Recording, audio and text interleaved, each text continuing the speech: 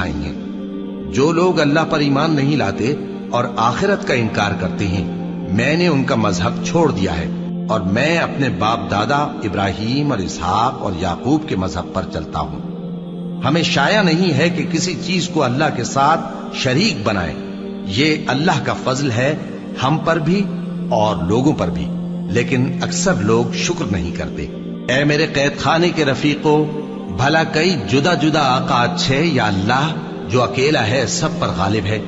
جن چیزوں کی تم اللہ کے سوا پرستش کرتے ہو وہ صرف نام ہی نام ہیں جو تم نے اور تمہارے باپ دادا نے رکھ لیے ہیں۔